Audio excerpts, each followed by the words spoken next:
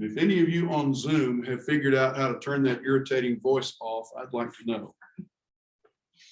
Take your Bible, turn to 2 Kings chapter 6. We'll pick up there with Elisha and the famine in Samaria. But before we do that, here's just sort of a thought question to play with, going back to the earlier chapters, chapter 5 and the early part of chapter 6, where Elisha heals Naaman.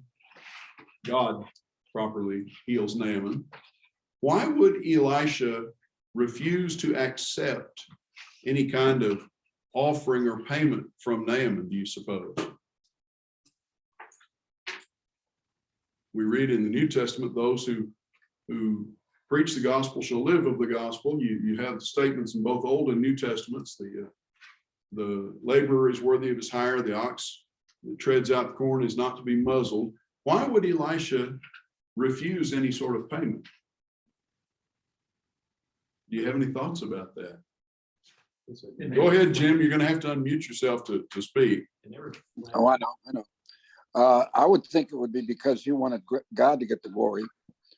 He's bringing a pagan in that doesn't know anything about, or I'm assuming doesn't know a great deal about his God, and but yet he gave him credit, and I think he wants to leave it there. Well, he would want God to get the glory. Naaman is an idolater, a pagan who would know nothing about God other than what he picks up from Elisha. Michael, you started to say something? I started to say what Jim just said. Okay. The glory goes to, if I take payment, we think, hey, Naaman did this, or okay. Michael did this, versus I didn't do any of this. I'm just the messenger. I'm just a carrier. Okay, that is the logical explanation, but here's another thought to sort of add to that, or put down as a footnote underneath that. This individual is a pagan. He has been an idol worshiper. Now he acknowledges God in this moment, but with his background, would it not be reasonable that he would think, okay, I can effectively buy my relationship with God, with this God, if his prophet accepts an offering from me. I have obtained this for this price. I was healed, and this is what it cost me. Now, take that thought and come into the 21st century for a moment and think about the practical perspective that some of the folks in Christendom bring to their financing of their ministries.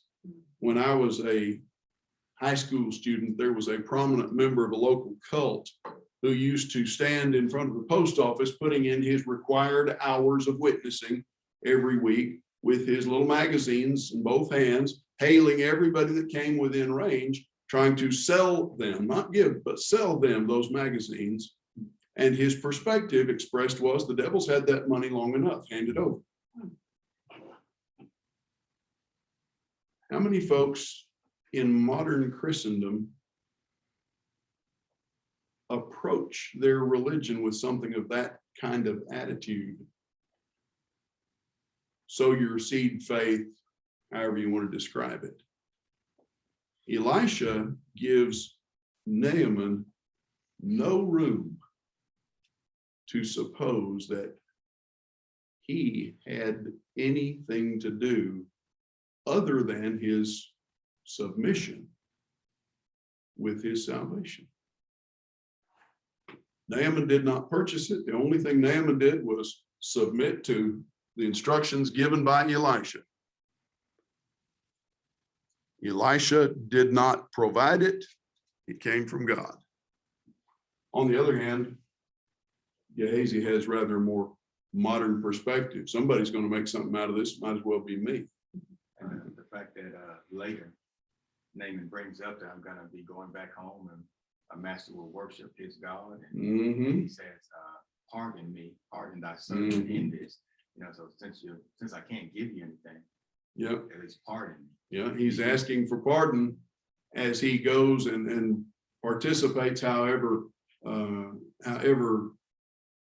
disconnectedly, with his master's idol worship.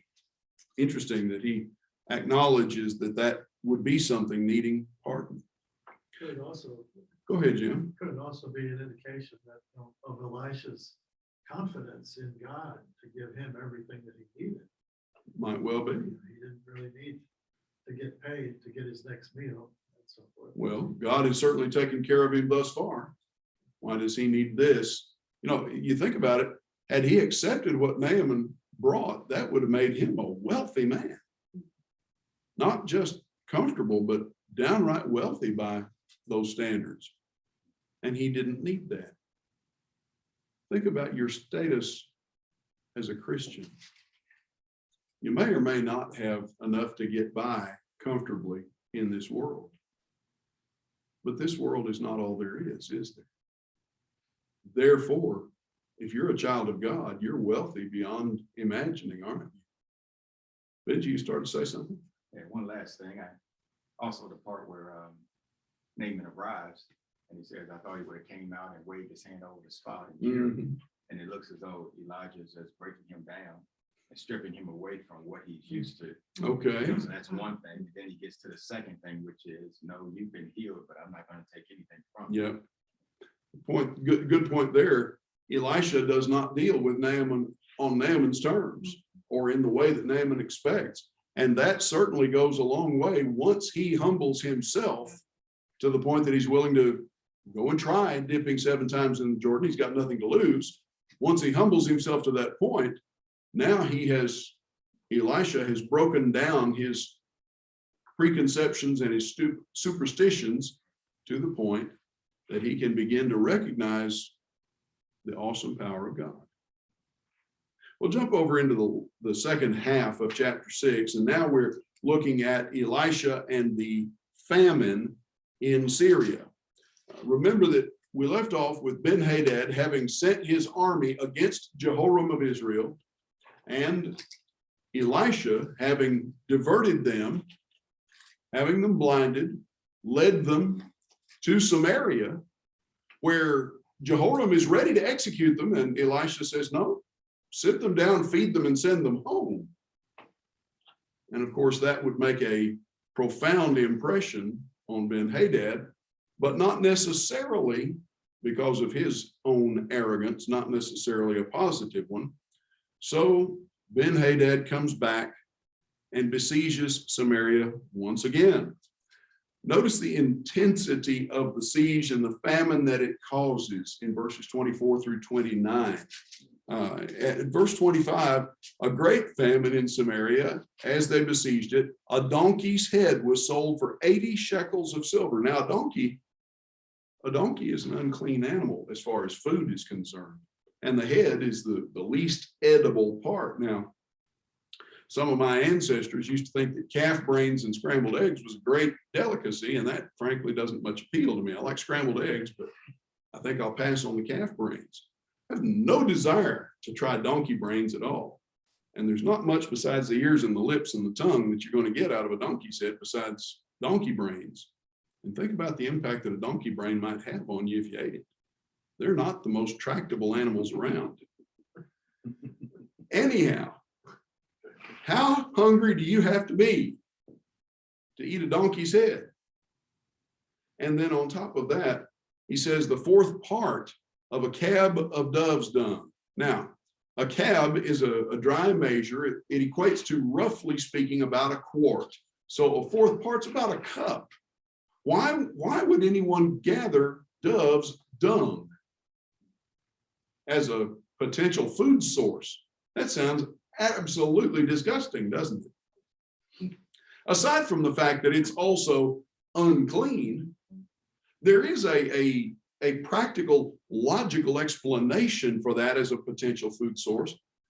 You ever look around this part of Georgia at all of the fruitless pear trees that just spring up in any open lot? How do you suppose they get there? Birds carry the seeds. Seeds will often pass through a bird's digestive tract entire, whole, and those could conceivably be harvested, in a manner of speaking, from the dove's dung. But the whole point here is there's a whole lot of gathering a lot of work being put into obtaining just a very, very small amount of anything even remotely edible. That's how severe the famine is. You look down here and in verse 26, as the king is passing by on the wall, a woman cries out, "Help my Lord, O king," and basically says, if the Lord won't help you, I can't help you either. There's not anything I can do. I can't give you either food or drink. So you get down to 28 and 29. What's going on now in Samaria? Cannibalism, and cannibalism of the worst sort. They boiled an infant to survive. We were horrified in our history classes to read of what was done alternatively by some of the Nazis in Poland and Ukraine and Russia in the early years of World War II, and what was done by some of the Russian soldiers to German women as they advanced back in the closing of World War II, in terms of the violence done to small children and even pregnant women. But that doesn't even begin to compare to what is transpiring here. Cannibalism of the worst sort. Notice though, verse 30, if you will, when the king heard the words of the woman, heard that this is how low his people had descended to cannibalism, he tore his clothes. This is a gesture of grief, a gesture of great distress, of intense upset. And notice what's beneath his clothing. He's passing by on the wall, and the people looked. Behold, he had sackcloth beneath on his body. May God do so to me and more also, if the head of Elisha, the son of Shaphat, remains on his shoulders today. Here's his response. He's in distress. He's wearing sackcloth as his undergarments. Sackcloth is a coarse sort of mesh type fabric, something that might be used for think of a grain sack, so akin to burlap, basically. Imagine trying to wear that as your undergarments. But look at Jehoram's response to the distress. It's so bad that a donkey's head is worth 80 shekels of silver. It's so bad that a cup of bird guano that from which you might harvest a few intact seeds is for sale. It's so bad that women are engaging in cannibalism of their own children just to survive. He's wearing burlap underwear, basically. And who does he blame for this? Elisha. How does this even make good nonsense? But he dispatches a messenger. And in this circumstance, the messenger is not just somebody with a message. The messenger is an executioner. He makes a rash oath in his despair. I will execute Elisha for this. And the message or the instruction that Elisha then gives to those who are with him, the elders or those who have gathered in his house, is you keep the door shut, don't let him in. Here's what's going to happen. By tomorrow, there will be plenty of food. By tomorrow, food will be abundant and cheap. How so? Well, wait and see. Hold the messenger outside. The king is right behind him. And notice the sound of his master's feet, that is the king's feet, is behind him. While he was still speaking with them, the messenger came down to him and said, this trouble is from the Lord. Why should I wait for the Lord any longer? And really the message that's delivered in this circumstance is things are so bad. Things are so distressed. There is so little hope for me, Jehoram the king. Why should I wait any longer for the end to come? Why don't I just go ahead and give up now? They're besieged, they're in famine. He has sent an executioner and then followed the executioner, which seems to imply that he's changed his mind, or at least wants to see the execution. But now the executioner is locked out. The door is held against him. The king's message becomes, well, what's the use? And that brings us into chapter 7. And Elisha has a message for him.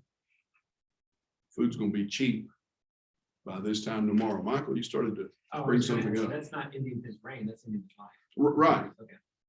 not ending his reign, but he's basically despairing of life at this point. Why not just go ahead and give up and die, roll over and let Ben-hadad have everything? It's this bad. God is clearly not with me, or so it seems to Jehoram. Well, look down here to chapter 7 now. Hear the word of the Lord. Now I've got a prophecy for you. Thus says the Lord, tomorrow about this time, a seah of fine flour shall be sold for a shekel, 2 seahs of barley for a shekel at the gate of Samaria. Now a seah is about 7 quarts, or about 6.5 liters. It's quite a bit. Remember, a cup, a fourth of this of dove's dung has been sold prior to this. Now we're going to have abundance by this time tomorrow. And one of the king's advisors hears the captain on whose hand the king leans, basically his major domo, his right-hand counselor, hears this and does not believe. Well, that's hardly surprising. We are talking about the king of Israel, after all, the idolatrous, unfaithful northern kingdom. But he does not believe. And notice what he says: if the Lord himself should make windows in heaven, could this thing be? This is not the only reference to windows in heaven, is it, in the scriptures? Jump over to Malachi chapter 3. And what does Malachi say to the people of Judah some roughly 400 years after this, 350, 400 years later? Bring the whole tithe into the storehouse and see if I won't open the windows of heaven and pour out blessings so great that you cannot contain them. Of course, they were pretty stiff-necked and unbelieving even then, and that's after captivity. But here you have a figure of speech that would represent superabundance. And so Elisha says, you'll see it yourself. You'll see it with your own eyes. And you won't taste a bite of it. Think about who he's talking to. He's talking to the king's counselor, who of all the people in Samaria is going to be about third from last to go hungry in the face of this siege and famine. This guy. The king is going to be supplied. The queen is going to be supplied. His retinue are going to be taken care of, even if the other people starve. Folks in the street can starve. They can eat their children. But the king and his court will be taken care of as long as there's anything left. This guy probably is not starving. Consequently, he's pretty skeptical. You'll see it, but you won't taste a bite of it. And that brings us then into verses 3 through 11. The focus shifts, the scene shifts, if you will. And now we're outside the city, 4 men outside the city at the gate, and they're lepers. Well, that's why they're outside. They're lepers. Bad enough that the people blocked into the city are starving to death. There's a famine and they're under siege. They can't get out. They can't go elsewhere looking for food. Cannibalism has come to Samaria, and outside the city, you got 4 men that would not be allowed in even if there were food inside. And they look at their circumstance. We've got nothing to lose. We've got nothing to lose. We have a choice of deaths. Why are we sitting here? If we try to go into the city, there's nothing there, and we'll die of starvation at best. We can sit here and starve, or we can go over to the Syrian camp. Now there's an idea with some prospects, not the least of which is if they stay there, or if they try to enter Samaria, what's their status among these people, among the Israelites? They're lepers. They're lepers. They're unclean. Even though the people of Israel are predominantly worshiping idols rather than the God of heaven, what are they going to tend to hold on to? They're going to tend to hold on to the customs, the practices that have served them, that have benefited them with respect to sanitation and things like that as best they can. These guys are not going to be admitted to the city even if they try to go in because they're unclean. The last thing that they want in the city now is a plague of leprosy on top of all the other problems they've got. But who do we know from the Syrian side who has dealt with this? Naaman had been a great warrior. Naaman had been a high-ranking man in the Syrian army, even though he was a leper. Now, it may well be purely speculation here. It may well be that he was a mighty man of valor. He was a high-ranking official until he became a leper. But the Syrian culture did not have the religion-based strictures against leprosy that Israel and particularly Judah had. So as lepers, they're looking at this saying, we've certainly got nothing to lose to go over to the Syrian side. Who knows? We might even get something to eat. The worst that'll happen is what? Yeah, the worst that'll happen is either they'll kill us or they'll let us starve. Well, that's no worse than what we're already facing. So let's go over there. But when they came to the edge of the camp of the Syrians, behold, there was no one there. No one there. The explanation in verses 6 and 7 is that this is the Lord's battle. The Lord had made the army of the Syrians hear the sound of chariots and of horses, of a great army, so that they said to one another, the king of Israel has hired against us the kings of the Hittites and the kings of Egypt. And they fled away into the twilight and abandoned their tents and their horses and their donkeys, leaving their camp as it was, and fled for their lives.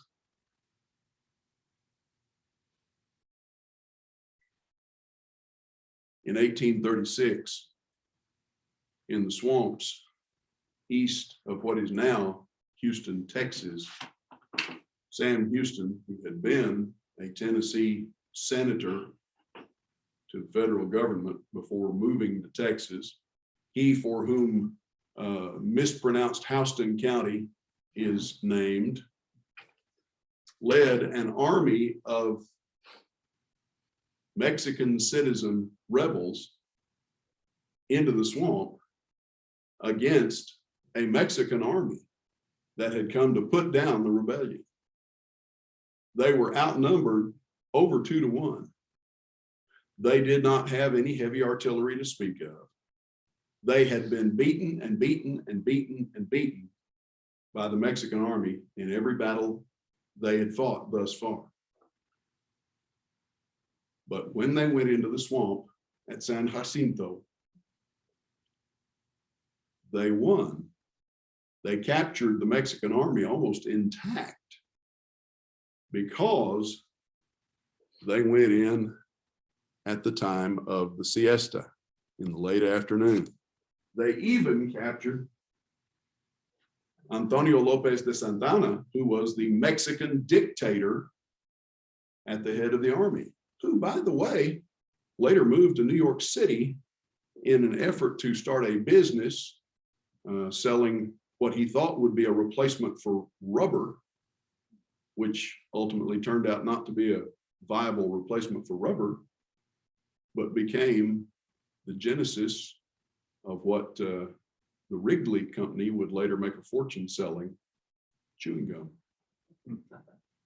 And that, as Paul Harvey would say, is the rest of the story. But they were able to replenish, the Texan army were able to replenish their stocks because they captured all the belongings of the Mexicans in that battle. Likewise here, God fights for Israel. The Syrian army flees, and these 4 lepers find the camp with its provisions and its foodstuffs intact. They fled away in the twilight, abandoned everything. And when these lepers came to the edge of the camp, they went into a tent and they ate and they drank and they carried off silver and gold and clothing and went and hid them. And they came back and entered another tent and carried off things from it and went and hid them. And then we're not doing the right thing. We're not doing the right thing. Now they look at the circumstance here. We're not hungry anymore. We're not in rags anymore. We're not dead broke anymore. But this is not right for us to keep this to ourselves. This is a day of good news. If we're silent and wait until the morning light, punishment will overtake us. Therefore, come. Let us go and tell the king's household. So they came and told. They did not hold their peace about good news. The king is informed in verses 10 and 11, and notice the response. There's disbelief. How is this possible? The gatekeepers called out, told who it was. It was told within the king's household. The king rose in the night, said to his servants, I'll tell you what the Syrians have done to us. They know that we're hungry. They're laying a trap. This is an ambush. Well, let's go see. They're afraid that they'll be entrapped. So let's just send some scouts out. Down here at verse 13, one of his servants said, let some men take 5 of the remaining horses, seeing that those who are left will fare like the whole multitude of Israel who've already perished. Let us send and see. They sent 2 horsemen, and the king took 2 horsemen and sent them after the army of the Syrians. Go see. All the way to the Jordan, what do they find? Discarded equipment, discarded garments, things that the Syrian army had lightened the load with in their haste to get away. And so the people go out and plunder the camp of the Syrians, verses 15 and 16. They go out and spoiled it. They took everything there. Well, hardly surprising. That's what an army would normally do to them, take plunder. That's what they're going to do to the opposing army. But now there's no more famine for them. Now they've got the foodstuffs of a whole army. And the unbelieving aide to the king, verses 17 through 20, died just as predicted. He was trampled in the gate of the city. He saw the food and died hungry. So at chapter 8 now, we have a mission. Elisha is going to be sent to Hazael of Syria. Hazael is going to take the place of Ben-hadad. Now it's going to take a little while, but Hazael will replace Ben-hadad. Jehu will ultimately replace Jehoram, and that's significant because who is Jehoram? He is the son of Ahab. And what had Elisha promised Ahab? God is going to take your dynasty out because you have not been upright. You had the opportunity and you turned away from God. So we'll have Hazael anointed to be the next Syrian king. We'll have Jehu informed that he's going to be the next Israelite king. And we're going to get rid of Jezebel. Jezebel has survived all this time. So that aide was not number 3 on the victuals list. He was at least number 4 because there was Jehoram and his wife and Mama to take care of. And you know, she ranks above any of the aides. But we're going to take care of Jezebel here. First, though, the first paragraph of chapter 8, we have the issue of the Shunammite whose son had died and been restored to life.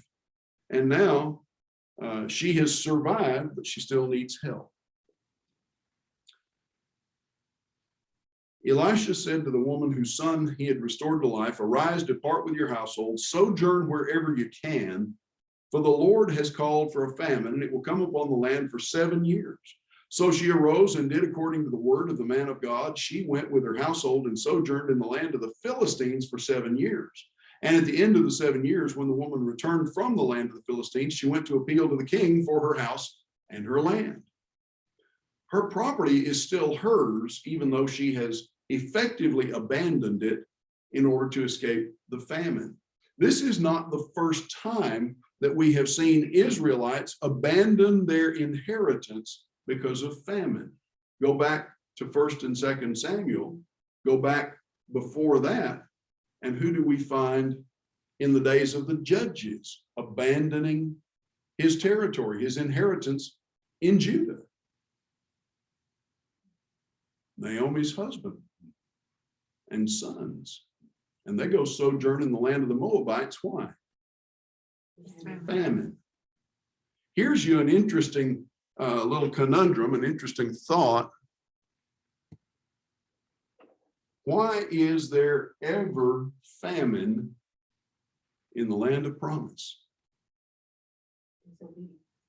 Exactly.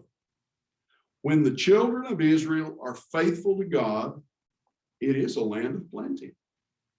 When they are unfaithful, the ground does not produce. You would think, after all the cycles of feast and famine, that they would have figured it out. And yet it seems that they never did. Well, there's a famine in the land again. With Jehoram on the throne, that's hardly surprising, is it? And she has gone 7 years. She's been forewarned. This was with God's instruction. Go sojourn among the heathen in the land of the Philistines. You'll survive there. God takes care of his people, doesn't he? But now she comes home. She goes to appeal, and the king is speaking with Elisha's servant. Here's an interesting situation.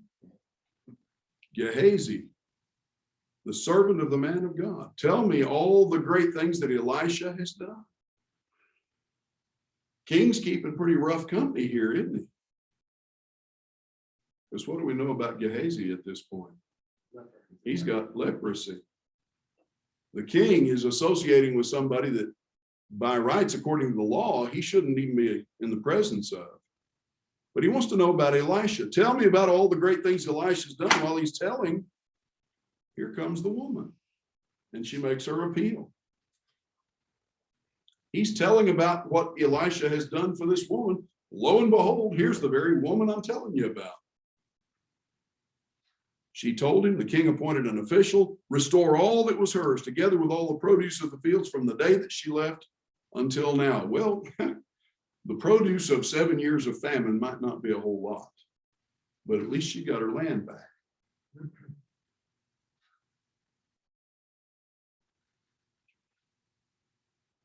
At verse 7 now, we're going to begin to deal with Ben-hadad. Elisha comes to Damascus. He's out of Israelite territory altogether. Remember, on the map, Samaria is right here in the heartland, in Galilee, basically, what we would come to know as southern Galilee, or actually Samaritan territory. But where is Damascus? Damascus is way up here in Syria. Elisha covers some ground, hundreds of miles, comes to Damascus to the king, who is sick.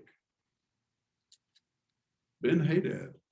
Why would God send Elisha to a sick pagan king? Do we know that God sent him? Well, we would presume that Elisha goes that wherever God tells him to. Here is the servant, the man of God, and he sends Hazael, his servant, go inquire of the Lord through him. Shall I recover? here's an interesting thought. Ben-hadad wants to inquire of Israel's God, even though he's not a worshiper of Israel's God. He is grasping at straws, basically. Any God that he can get access to from his perspective. Will I recover?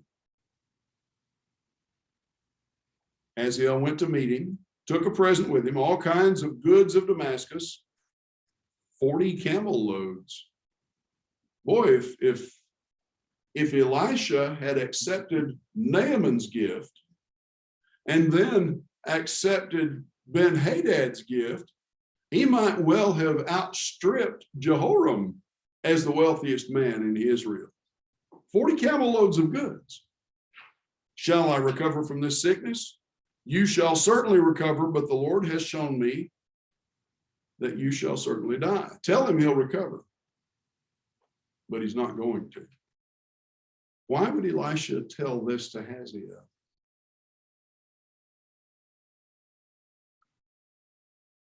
Remember the last thing that God commissioned Elijah to do on his way back from Horeb? To the point. Exactly. The last acts of Elijah, Elisha's master, were to anoint Hazael to take Ben-hadad's place, Jehu to take Jehoram's place, and then ultimately Elisha to take his own place. Hazael's already been told once. Now the man of God has come to him, basically, to tell him, all right, you remember? Now it's time. You say to him, you shall certainly recover. The Lord has shown me that he will certainly die. And he fixed his gaze and stared at him until he was embarrassed, and the man of God wept. Hazael said, why does my Lord weep? Because I know the evil that you will do to the people of Israel. You will set on fire their fortresses. You will kill their young men with the sword. You will dash in pieces their little ones and rip up their pregnant women. And Hazael said, what is your servant, who is but a dog, that he should do this great thing? The Lord has shown me that you are to be king over Syria. This uses the word gross instead of great. Is that King James? It's New King James says a dog that he should do this gross thing. Well, great, great is not necessarily praiseworthy. Great is immense. This horrible thing, as it were. A gross act, certainly. Monstrous, yes, a monstrous deed. Even by the ancient standards, what Elisha has just predicted is horrible. And it's going to happen to God's own people. Well, Jehoram is on his way out. Hazael, his Ben-hadad's replacement, Ben-hadad's on his way out too. Hazael will be a wicked king. So he goes back and delivers the message. Look at verse 14 here. He departed from Elisha, came to his master, who said to him, what did Elisha say? He told me that you would certainly recover. But the next day he took the bedcloth and dipped it in water and spread it over his face till he died. So he smothered him right there. And Hazael became king in his place. Smothered him in his bed. That's brutal. Waterboarded him. Okay. Well, in a manner of speaking. So his recovery would happen From his sickness. Tell from him. his sickness. He's not going to live. Right, So, yeah, okay. yeah. I just like I said, it's like There is an irony there. You'll recover from your sickness, but you're not going to recover from your murder. because I read about a contradiction about making sure that scripture doesn't contradict, and Yes. I didn't see that earlier, but now I'm like, okay. Well, and you think about it, Elisha is not telling Hazael to lie, is he? If he recovers, No, right. Hazael's not a liar. Right. But Hazael is a murderer. And he becomes king in Ben-hadad's place. Well, in the meantime now, our history here gets a little bit challenging because Now Jehoram in Jerusalem becomes king. In the 5th year of Joram, the son of Ahab, king of Israel, when Jehoshaphat was king of Judah, Jehoram, the son of Jehoshaphat, king of Judah, began to reign. 32 years old, reigned 8 years, walked in the way of the kings of Israel, of the house of Ahab, as he had done. So now you've got 2 kings at the same time in sister kingdoms with the same name. Jehoram in Samaria and Jehoram in Jerusalem. The easy way to distinguish between the two is that Samaria, northern kingdom, Israel, is also called Joram, Joram, which is short form.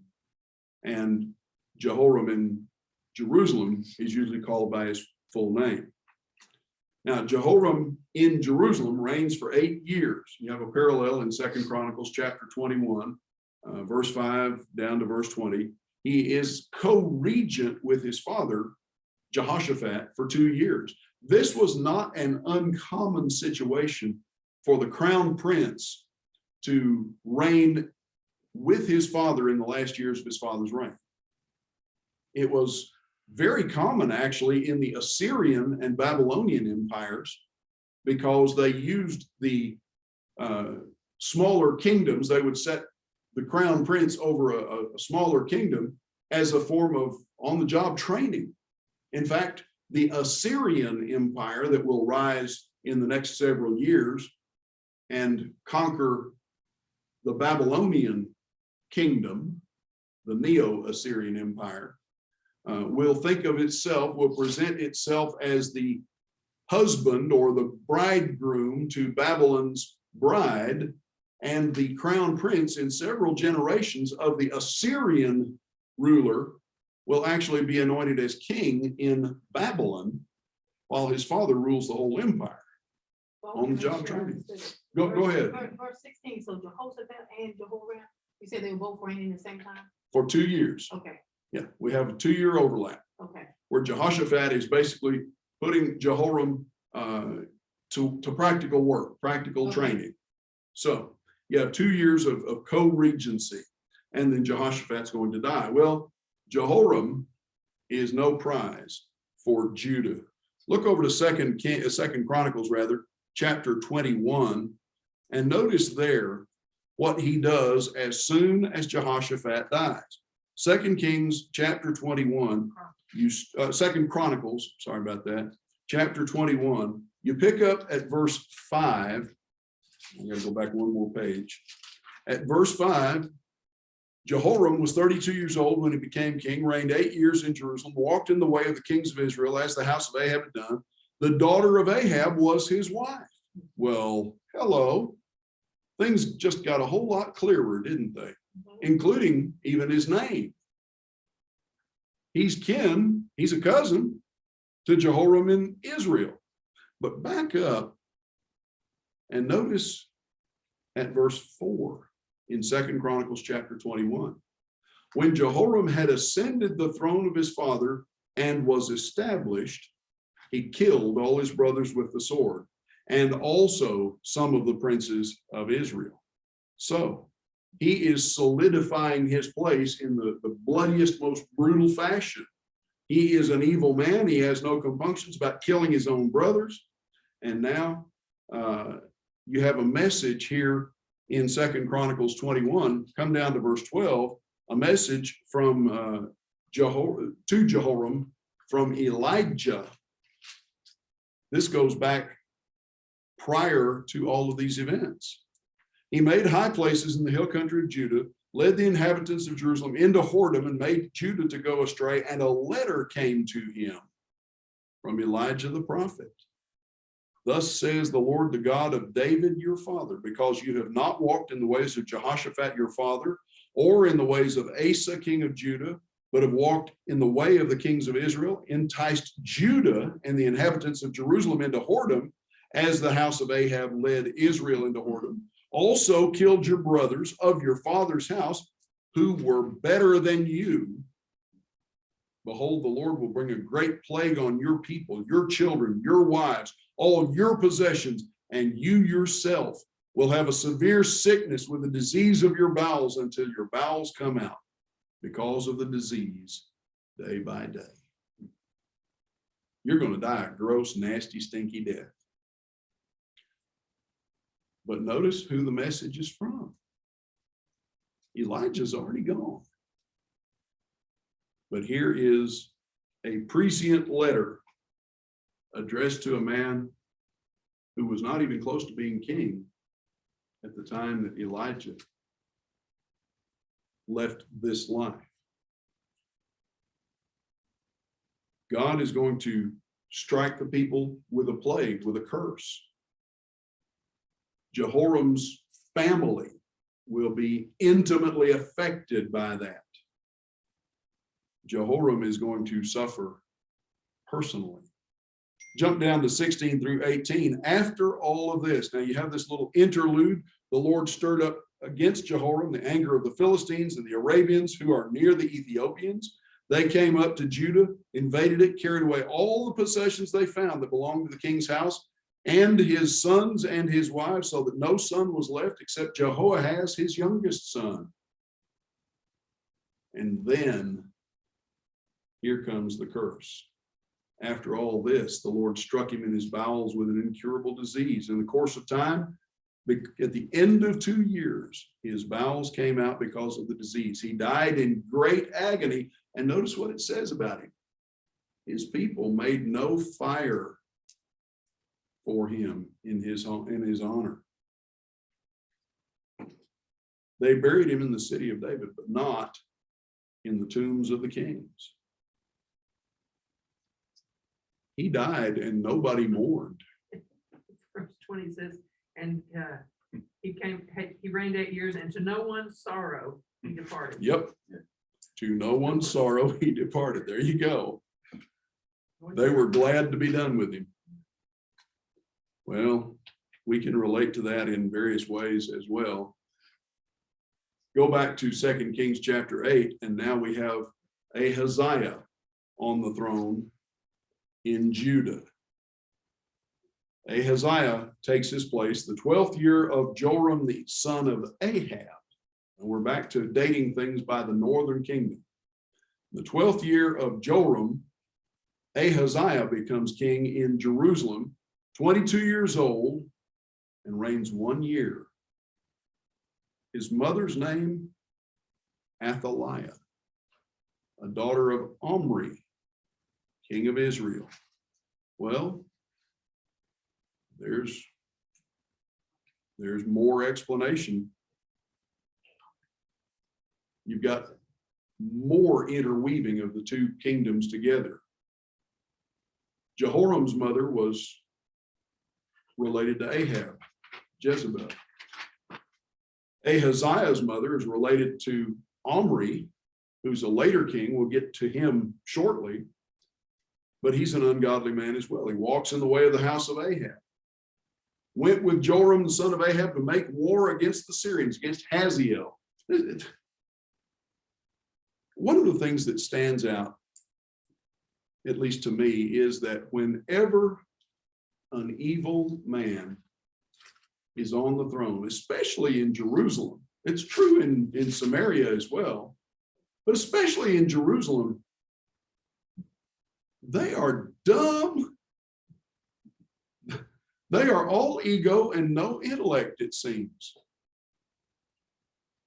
They do the dumbest things. So he makes a coalition with Joram in Samaria. They go up to fight against the Syrians. The Syrians at this moment in time are the mightiest army in the area, mightiest kingdom in the area. Now the Assyrians, who will be way over here off the map, will eventually take over everything in short order. But for the moment, the Syrians are the greatest military threat to either north or south in Israel. And they get together and go fight against Syria. And what happens? You pick a fight with a giant, And unless your name is David and you're good with a sling, you're liable to lose. Well, that's exactly what happens here. They picked a fight with Syria, go to war. The Syrians wound Joram, and he returns to Jezreel, down to the plain of Jezreel, to be healed of his wounds. And Ahaziah is left on his own, basically. They withdraw. Ahaziah goes down to see about Joram, and this is not going to turn out well.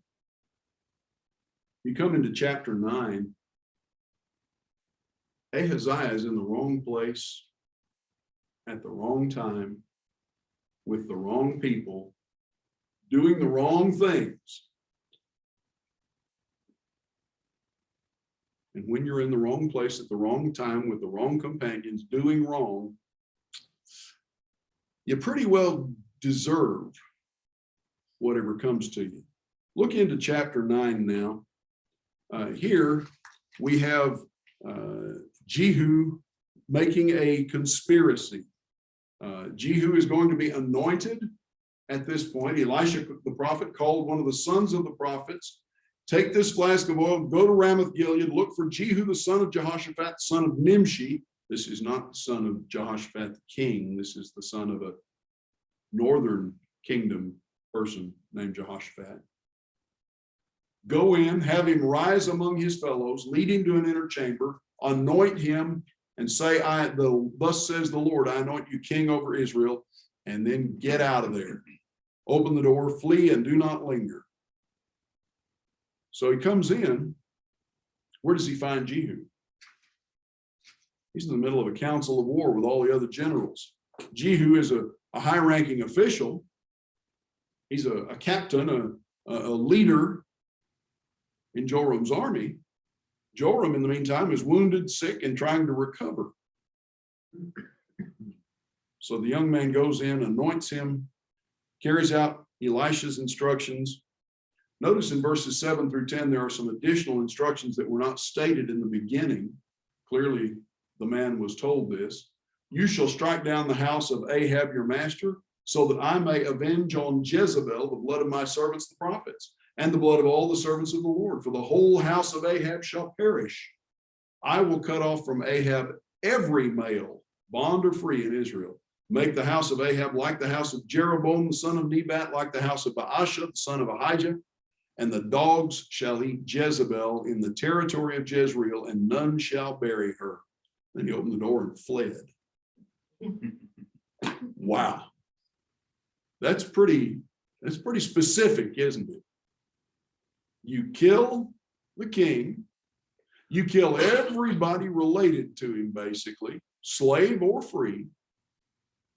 And here's what's going to happen to his mama. Well, hardly surprising. So in verses 11 through 29, Jehu goes back in. What the man tell you? What was his message? And Jehu hides the truth. He doesn't immediately reveal what's going on. And these men, these fellow officers, well, they're not stupid. They can tell he's not telling the truth about his anointing. So he tells them, I've been anointed to be the next king. Look at the response and think about this for a minute. At verses 12 and 13, they said, this is not true. Well, you know the fellow and he's talking, you know what this is like. Messengers always have something to say. That's not true. Tell us now. And he said, thus and so he spoke to me, saying, thus says the Lord, I anoint you king over Israel. Then in haste, every man of them took his garment, put it under him on the bare steps. They blew the trumpet and proclaimed Jehu as king. You have to wonder about these people. They turn their backs on God. Jeroboam, golden calf at Dan in the north, Bethel in the south. Behold, Israel, your gods that brought you out of the land of Egypt. Hey, anybody want to be a priest? I don't care what tribe you're from. You can be a priest. We'll set up feast days just like the feast days in Jerusalem, but we'll suit ourselves with them. On and on it goes. Ahab brings in Jezebel. She brings in Baal and Asherah, and off we go. And yet, in a land, in a nation where the people officially don't recognize God, God sends a prophet to anoint a king, and all the officers say, "Amen, long live the king." You have to wonder, why would they accept him? Why would they accept the word of God in this and ignore it in so many other things? Gotta be what they want. Well, I mean, that's it, really. it would seem to be, it would seem that they're not too content with Jehoram Yeah, as king. After all, he went to battle and lost. that's how I pick and choose the verses that I want. Yeah. To like, I don't want that one. That sounds, oh, this Yeah. one sounds good. I don't want that. There you go. Pick and choose what we like. Well, that's what they did apparently. They accept him as king. Don't let the conspiracy be made known. Over in 2 Chronicles 22 and verse 6, you find reference to this also. And Jehoram sends messengers, verses 16 through 20. And what happens? They don't return. They don't come back. A messenger has reached them, but he's not coming back. Verse 18. Sent out a second horseman who came to them and said, "Thus the king has said, is it peace?" We've got messengers going back and forth. Are they bringing me good news? Have they won? Has our army won the battle? Have we got a peace treaty? What's happened? Jehu answered, "What do you have to do with peace? Turn around and ride behind me." The watchman reported, "He reached them, but he's not coming back, and the driving is like the driving of Jehu, the son of Nimshi. He drives furiously, just like Atlanta drivers." Well, Joram's messengers go out to find out, and Jehu just puts them in his procession. And so Joram and Ahaziah meet Jehu, discover what this is all about, and flee. Make ready, and they made ready his chariot. Joram, king of Israel, Ahaziah, king of Judah, set out, each in his chariot, went to meet Jehu, met him at the property of what? Naboth. Now, Joram evidently has his retinue with him. Is it peace, Jehu? What peace can there be as long as the whorings and sorceries of your mother Jezebel are so many? That doesn't bode well. Calling your mother something like that? Them's fighting words, and I don't have an army at my back. Turn around and flee. Joram is killed by an arrow between the shoulder blades as he is fleeing, comes out through the heart, 2 Chronicles 22, verse 7. And notice down here at verse 25 now, we have a prophecy. Jehu said to Bidkar his aide, "Take him up, throw him on the plot of ground belonging to Naboth the Jezreelite," that's Joram the king. "Remember when you and I rode side by side behind Ahab his father, how the Lord made this pronouncement against him. As surely as I yesterday saw the blood of Naboth and the blood of his sons, declares the Lord, I will repay you on this plot of ground. Now therefore, take him up, throw him in the plot of ground according to the word of the Lord." Prophecy foretold, prophecy fulfilled. Verses 27 through 29, though, Ahaziah, he's doing just like Joram. He's on the run. He fled in the direction of Beth-Agen. Shoot him also. They shot him in the chariot at the ascent of Gur. He fled to Megiddo, died there. They carried his body to Jerusalem, buried him in the tomb. And in the 11th year of Joram, the son of Ahab, Ahaziah began to reign over Judah.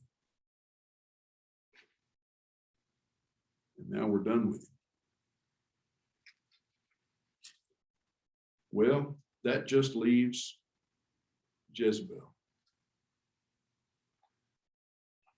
We read the account of Jezebel here at the end of chapter 9. And it's in English, it sounds a little misleading, really. When Jehu came to Jezreel, Jezebel heard of it. She painted her eyes, adorned her head, and looked out of the window. What does that sound like she's doing to you?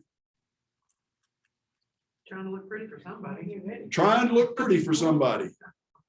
In fact, what she's doing is preparing herself for death, not trying to allure somebody. When Jehu shows up as king, the jig is up because he's not related to her. That means that her son, who is her only connection remaining to the throne, must be dead. She is the daughter of a king, the mother of a king, has been the wife of a king. How does she want to be remembered? She wants to be remembered in her glory, in her beauty, and so forth. She's preparing for her death. Is it peace, you Zimri, murderer of your master? Well, that takes us back. Zimri, she's calling Jehu a murderer and a conspirator. Well, yeah, he is. Although murderer might really be too harsh, because when he takes Joram's life, what's he actually doing? He's actually carrying out execution decreed by God. So maybe calling him a murderer is a little harsh, but certainly he's a conspirator against Joram. Is it peace? Well, that's sarcasm on her part. And look at his response. He lays down a challenge. Who is on my side? The summer palace seems to be there in Jezreel, cool place, close to the vineyard of Naboth. Who's on my side? Well, you got 2 or 3 eunuchs in the palace. Throw her out. So what did they do? Out she goes. And some of her blood spattered the wall and the horses trampled her. Violent death, falling against the building, being trampled to death, being thrown out the window. Hardly what she would have expected. Hardly a death for a queen. And Jehu has no more interest in her. He goes on in, sits down, eats, drinks, and finally says, well, go scrape up whatever remains of her. She's a cursed woman, but she's a king's daughter. Bury her. What do they find? Not much left. Her skull, her feet, palms of her hands. What happened? The dogs got her. Remember, the ancient Jews did not keep dogs as pets. They did not keep dogs willingly anywhere around. Dogs were unclean. They didn't feed dogs. They drove them away, threw rocks and sticks at them. Though dogs were a necessary part of the ecology because they were what? Scavengers. You throw Jezebel out the window, leave her out there lying in the sun, that's fresh meat. So apparently they had a feast. Well, go pick her up and bury her. There's nothing left to bury. And the prophecy now, 1 Kings chapter 21, is fulfilled. Look down here at verses 35 through 37. When they went to bury her, nothing but the skull, feet, palms of her hands.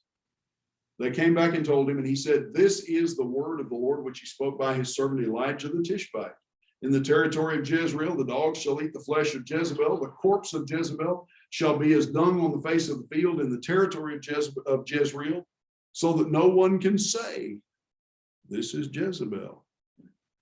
Interesting, isn't it, how they know the words of God's prophets, even if they don't heed them. Think about our own nation and our own society.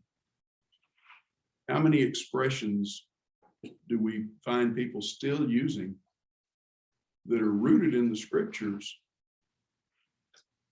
even though the people using those expressions have no interest in God or his will. We have Good Samaritan laws in our state. And many of those who passed those laws probably don't even know who Good Samaritan was. You ever heard somebody talk about something scarce, scarcer than hen's teeth? Goes back to Job. Over and over, we find that even those who don't know the Lord know something of his word. The knowledge of God is strewn throughout the world, even among those who refuse to know him. Well, that brings us into chapters 10 through 17, and this is the next to the last section of the book of 2 Kings. Next to the last, because this chronicles the decline and fall of Israel, the northern kingdom. Now, Israel has been on a downhill track from Jeroboam forward. But here we just tipped over, and this is the last nosedive into the ground for Israel. When we get to chapter 17, Israel is no more. But here in chapter 10, Jehu is going to, he has exterminated the house of Ahab. He's going to exterminate the house of Omri and the worshipers of Baal. It's interesting. He actually sort of cleans things up in a sense. Look at chapter 10. Ahab had 70 sons in Samaria. Jehu wrote letters, sent them to Samaria, to the rulers of the city, to the elders, to the guardians of the sons of Ahab, saying, as soon as this letter comes to you, seeing your master's sons are with you, and there are chariots and horses and fortified cities and weapons, select the best and the fittest of your master's sons, set him on his father's throne, and fight for your master's house. What's he actually saying here? He's looking for backup or help or. Well, he's laid down a challenge. If you're going to be loyal to Ahab, pick whichever one of his sons you think will serve best as king and crown him, because here I come. You better get ready. If you even think of acknowledging one of Ahab's sons as king, I'm coming for war. Well, what he's really doing here in verses 1 through 3 is laying down a challenge that says, all right, bureaucracy, court, all right, all of you support staff, who are you going to support? The house of Ahab or me? And I've got the army at my back. He's coming from Jezreel, and he's coming with whatever is left of the army of Israel. So how do they respond? Well, we'll serve you. They pledge their loyalty to Jehu. In verses 4 and 5, they're afraid of him with good reason. So he sends a second letter.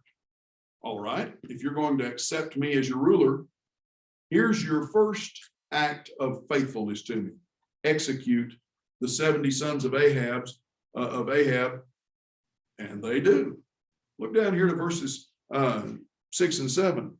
The order comes, the king's sons, 70 persons, were with the great men of the city who were bringing them up. As soon as the letter came to them, they took the king's sons and slaughtered them and put their heads in a basket and sent them to Jehu at Jezreel. Here's the evidence. That's gory, but it's incontrovertible. Jehu shares the news with the people. They brought the heads of the king's sons, lay them in 2 heaps at the entrance of the gate until morning. The next morning, all the people see what's out there. Boy, that's a gory monument, isn't it? 2 piles, 35 heads a pile, I guess. And notice what he says. He went out and stood and said to all the people, you are innocent. It was I who conspired against my master and killed him, but who struck down all these? Know then that there shall fall to the earth nothing of the word of the Lord, which the Lord spoke concerning the house of Ahab, For the Lord has done what he said by his servant Elijah. Boy, isn't it convenient to be able to draw on the words of the Lord to justify your actions, even if you're an evil person?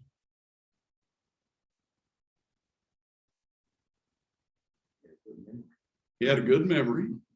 He knew. And yet, even though he's quoting Elijah's prophecy, where does he stand? He stands with King Saul. Go back to 1 Samuel chapter 15. King Saul is commanded by Samuel from God, go to war with the Amalekites, wipe them out. Man, woman, and child, king and beggar, livestock and all. Don't leave a thing. And Saul says, okay, sounds good to me. And they go to battle and they win. And what does Saul do? Keeps the king and Keeps the king and keeps the good livestock. Oh, we're going to offer them as a sacrifice to the Lord. They were already devoted by God. God said, I have devoted all of them, man, woman, child, king, beggar, livestock, everything. And you're going to offer me what's already mine? Just like Saul, Jehu is not obeying the word of the Lord. What did Saul say when Samuel appeared on the scene? Back there in 1 Samuel chapter 15. what's this sound of Samuel said, what do I hear? But what did Saul say first? Behold, I have fulfilled the commandment of the Lord. Really? Why do I hear cattle bellowing? Why do I hear sheep bleating? If you fulfilled the commandment of the Lord, what should I be hearing? Crickets chirping, buzzards slurping up the innards. You haven't fulfilled the commandment of the Lord. You've done what you want to do, and it just happens to coincide with some of what God commanded you to do. What had Jehu done? The same thing. Now, he had the nerve to try to put the seal of God's approval on it because Elijah prophesied that he'd do it. But what did Jehu actually do? He did what he wanted, which just happened to coincide, at least in part, with what God had ordained. Yep. Yeah. The youngest son survives. And that portends for the future. But here, Jehu struck down all who remained in the house of Ahab in Jezreel, all of his great men, his close friends, his priests, verse 11, until he left him none remaining. And then he goes to Samaria. And on the way, he meets the relatives of Ahaziah, the king of Judah. Oh, who are you? We're Ahaziah's kinfolks, and we've come to visit the royal princes and the sons of the queen mother.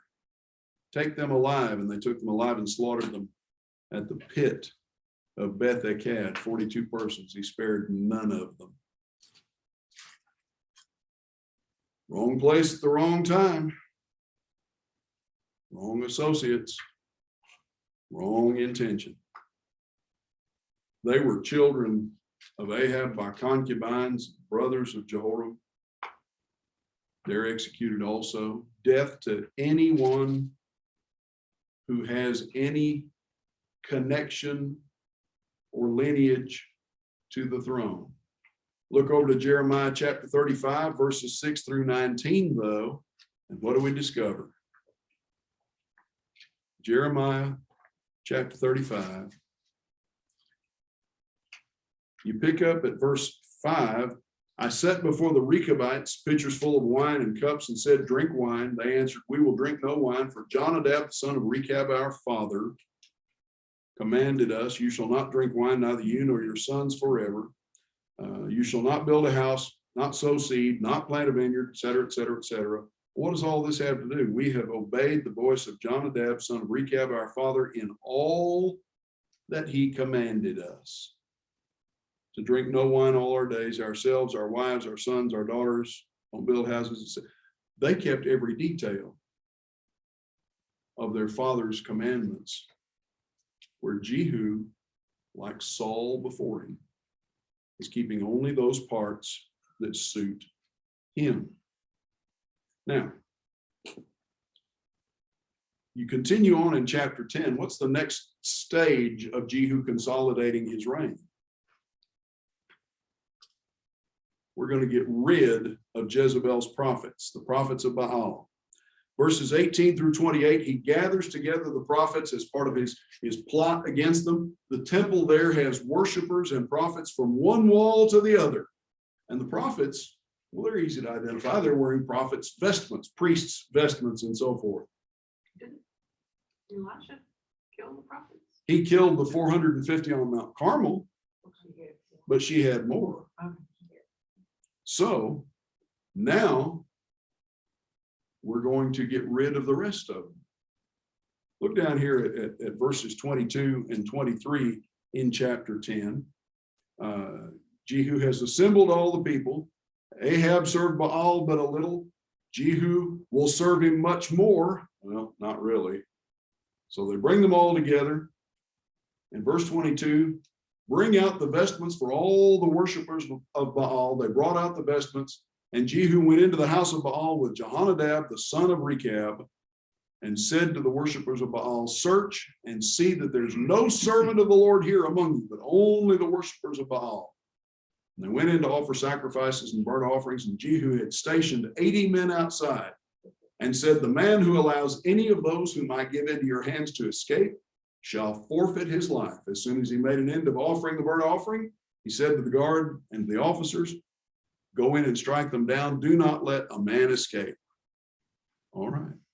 So they wiped them out, and they brought out the pillar that was in the house of Baal and burned it. They demolished the pillar of Baal and demolished the house of Baal. And here's a vivid image. The English Standard says at the end of verse 26, they demolished the house of Baal and made it a latrine to this day. A refuse dump, yeah. That shows what they thought of it. Well, it's 7:20. We need to take a break. Questions or comments before we do?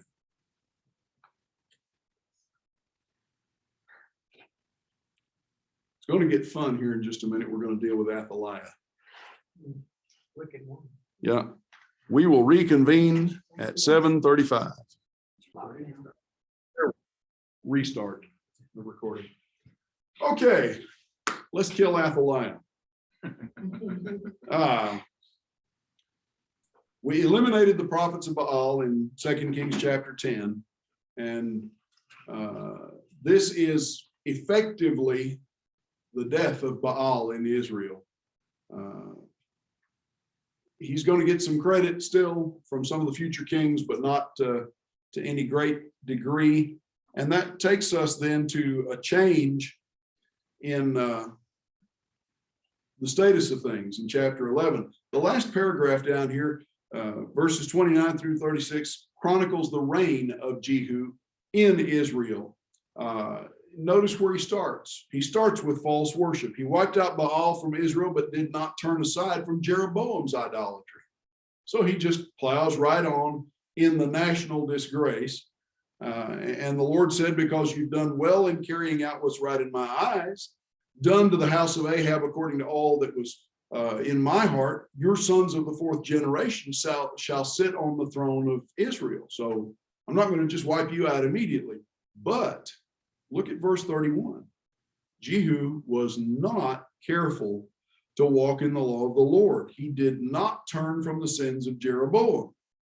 So there really wasn't any return to God at all. It was simply a return to the idolatry of Jeroboam, a return to their tradition, as it were, instead of repentance. in those days, the Lord began to cut off parts of Israel. I wonder why. Hazael defeated them throughout the territory of Israel, from the Jordan eastward, all the land of Gilead, the Gadites, the Reubenites, the Manassites, from Aroer, which is by the valley of the Arnon, Gilead and Bashan, and the rest of the acts of Jehu and all that he did are written. And Jehoahaz, his son, reigned in his place. He died and Jehoahaz reigns. Notice, though, the depredations of the Syrians. Hazael defeats them, all the Transjordanic territories. That's all the territory over here, Manasseh, Gad, all of this area, Reuben on the east side.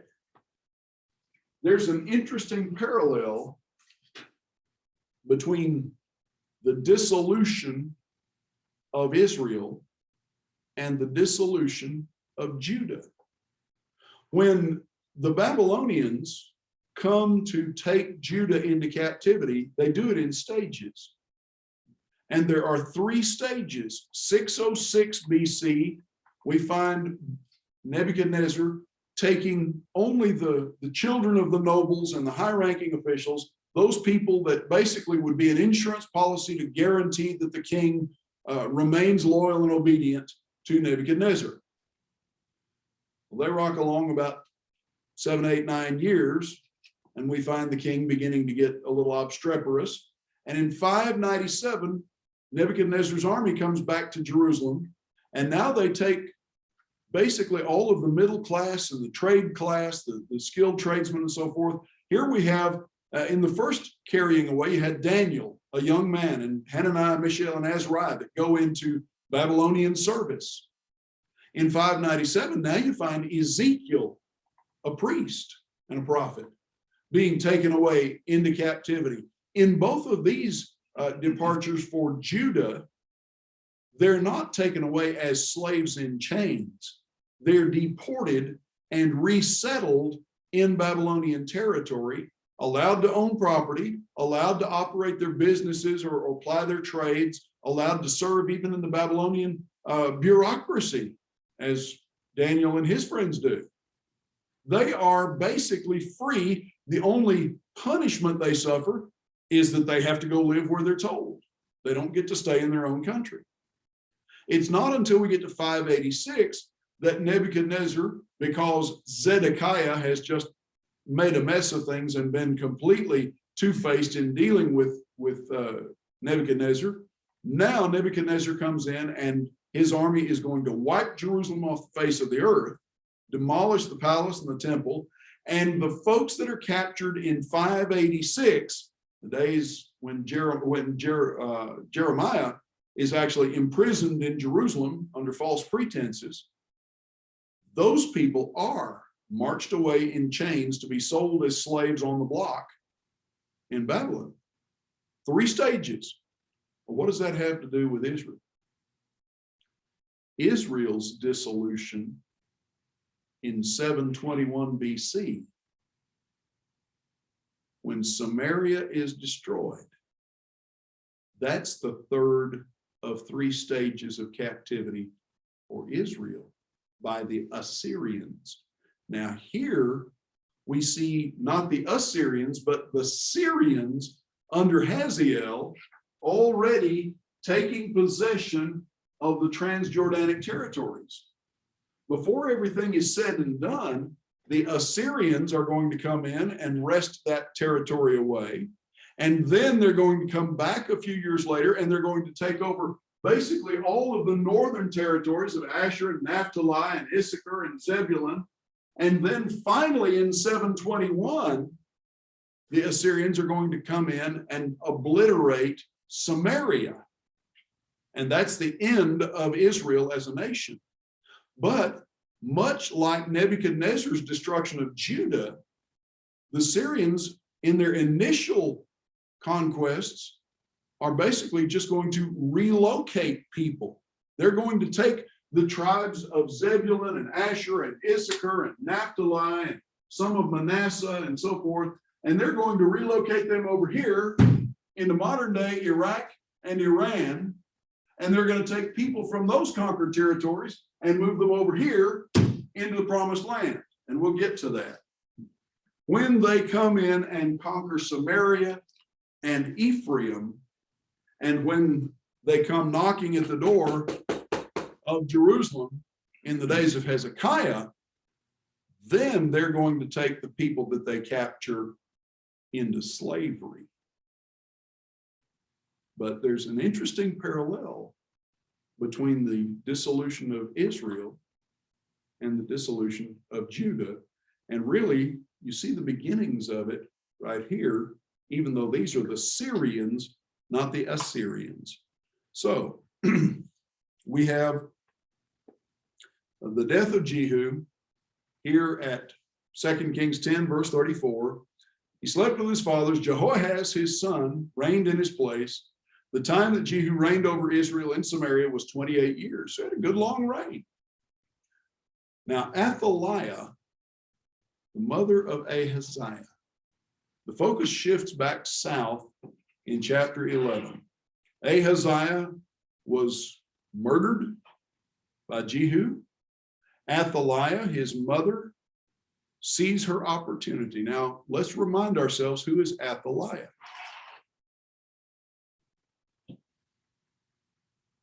Athaliah is kin to the house of Ahab. So, she arose and destroyed all the royal family. She is going to seize power. And isn't it interesting that something like this does not, you would expect this in Israel, but it takes place in Jerusalem, in Judah.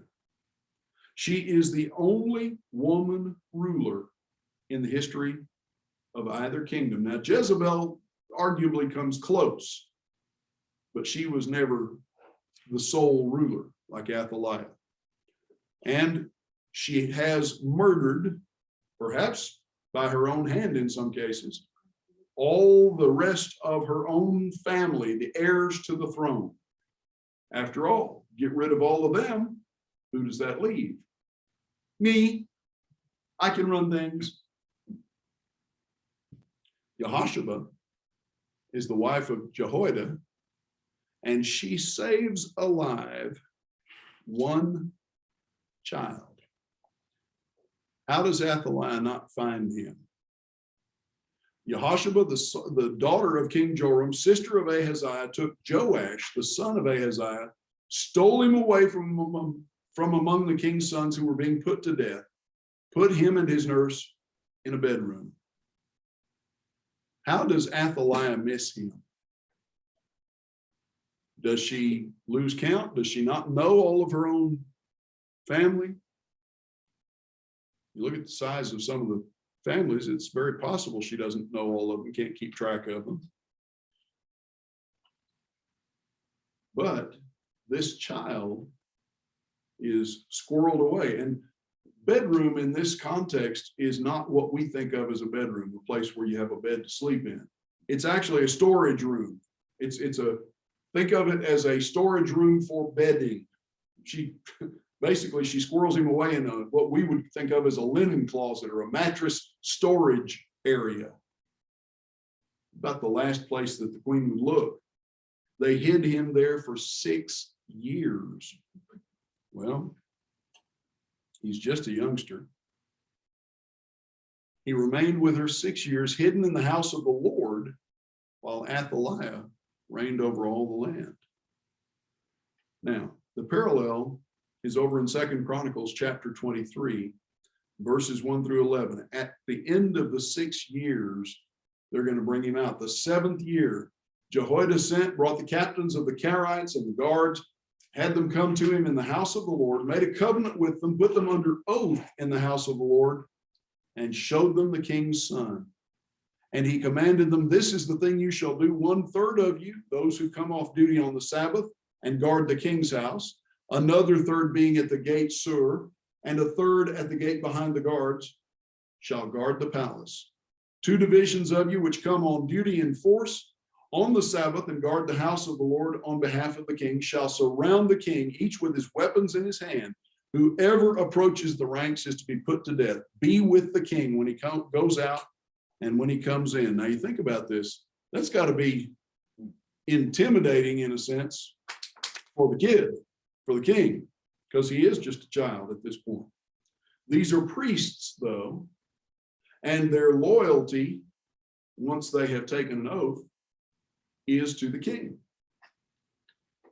The battle plan is laid out. There are always a group of them on guard, on duty. The king is never, ever unprotected. The plan is carried out. And you get down to verse 12, and a boy king is crowned. Look at chapter 11 and verse 12. They brought out the king's son, put the crown on him, gave him the testimony, and proclaimed him king, anointed him, and clapped their hands and said, "Long live the king." They gave him the testimony. What's the testimony?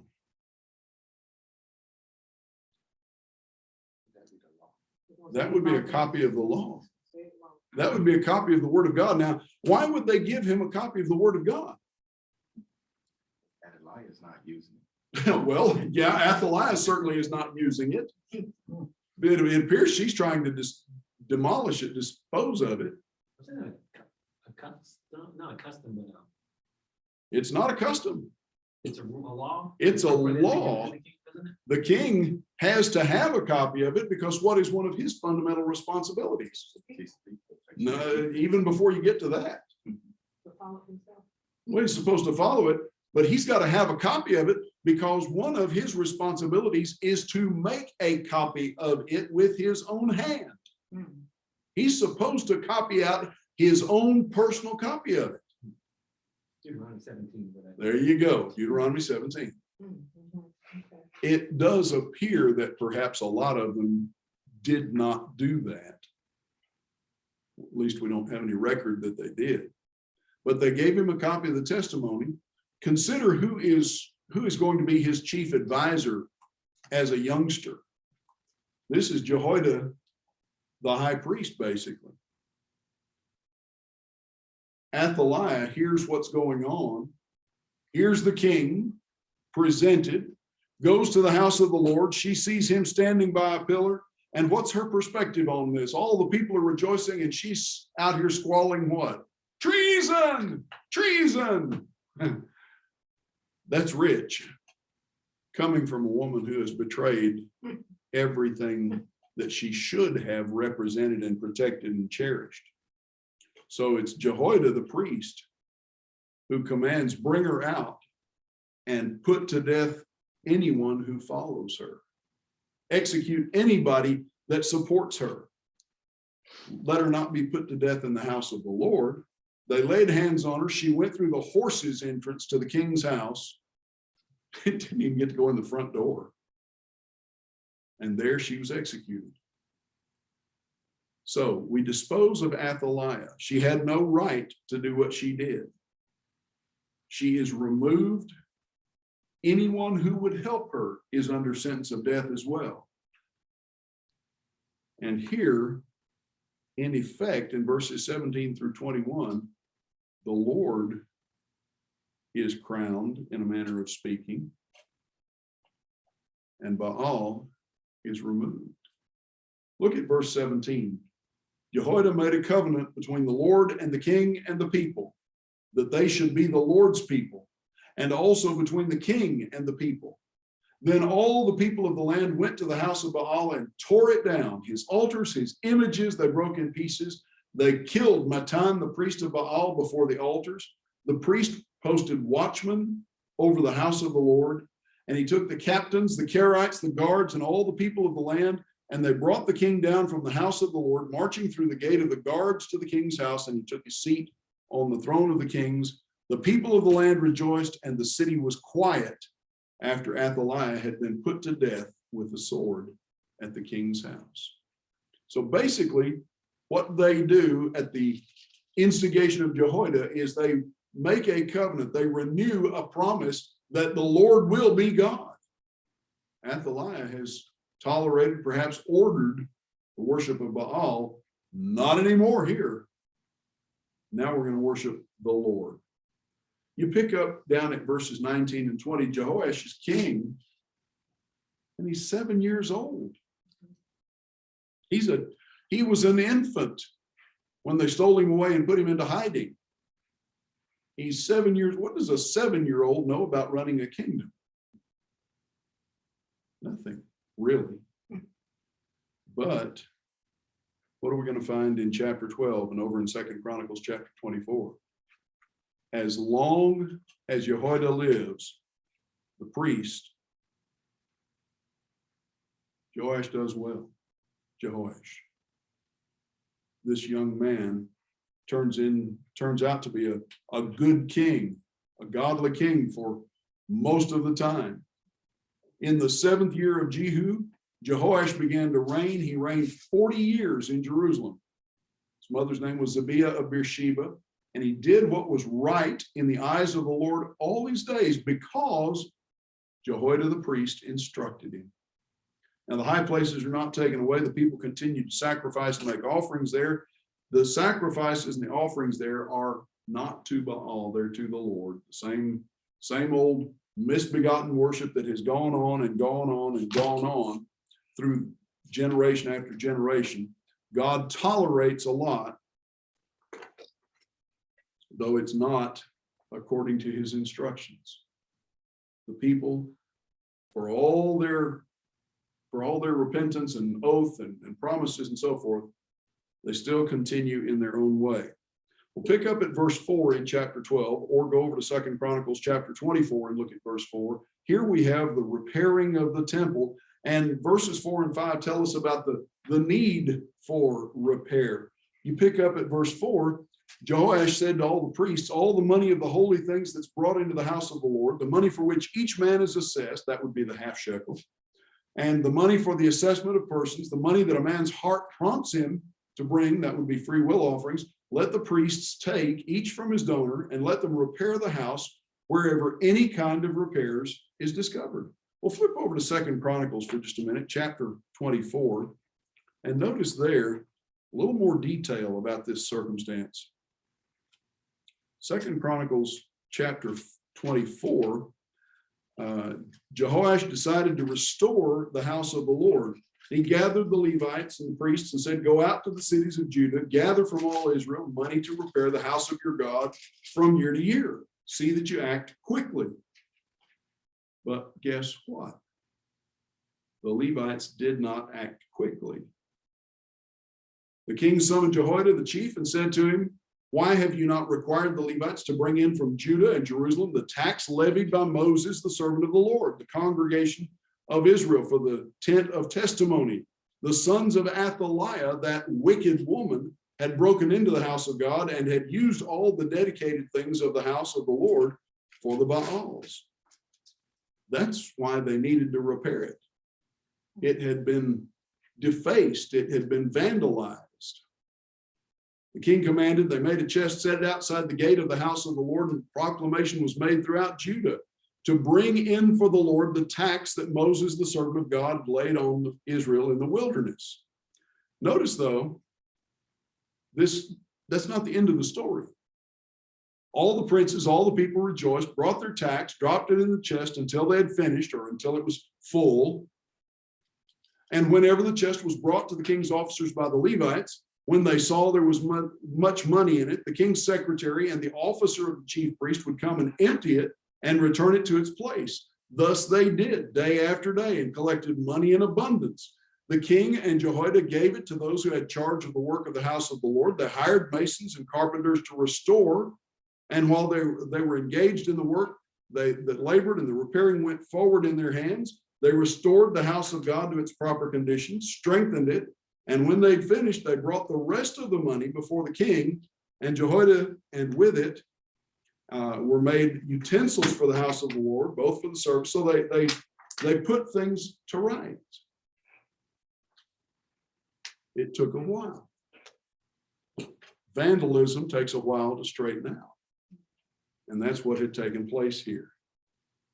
Now, phone. Notice back here in 2 Kings chapter 12, in verses 13 through 16, there is a statement concerning the honesty of those who are involved.